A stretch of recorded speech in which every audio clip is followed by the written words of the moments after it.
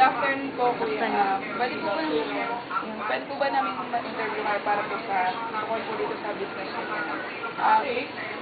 Ako po pala si Erica Matawan from Don Alejandro Rossi Senior Science Technology High School.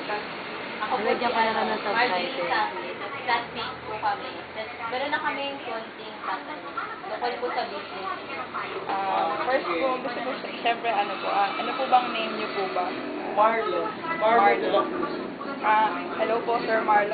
Gusto lang po sana namin alamin yung dito po sa business niyo po. Una po, ano po bang pangalan po ng business? Pangalan 4M. Store. 4M. Okay. Tapos ano po meron dun sa business niyo po? Electronic shop. Tsaka, pwede po malaman ba't po ito yung napili niyo pong gawin kaysa sa other na trabaho po? Marami na ako nagpasama work. Beta, CPS. Kaso ito yung course ko talaga. Kaya... So nag-aral po kayo talaga tungkol sa ganun course. Tapos yun, paano po ba ito nag-start? Siyempre, money. Magkakaroon ka ng money, tapos magkakaroon ka ng available na for rent para hindi mo kasi yung budget mo. Yun. Tapos, tsaka mo siya magda-down ka para makuha mo siya ng maayos. Pipinturahan mo na, ayos mo na.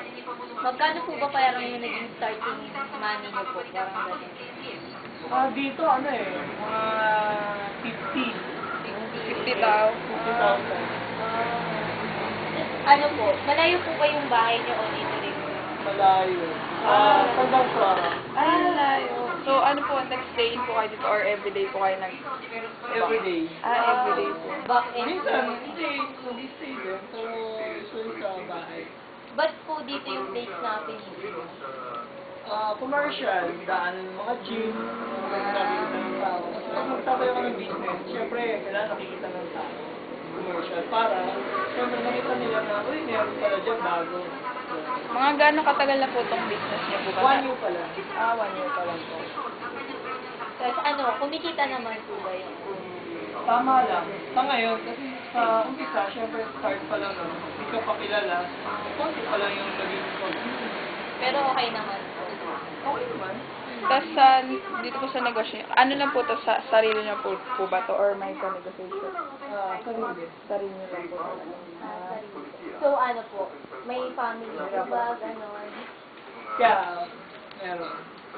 Yung kita niyo po ba, okay po sa family niyo, gano'n? Sapat naman po. Sa ngayon, oo, tama lang. Tapos para sa inyo po, ano po yung mga advantages at disadvantages po ng business mo po ba? Pag rainy season, Parang, parang, kasi syempre, nag-uulan. Wala magdadala ng kasi umuulan. Pag ng summer, yan, malakas. Pag summer. May po ba kayo, na-encounter na pong mga problems sa pagtayo po dito, kaya Pero sa mga permit, yan, mahirap kumuha, mga ganun. Tapos maraming customer na masungit, mga nang-aaway, paano niyo naman po ina-handle yung situation na gano'n? siyempre smile. Tapos kailangan sa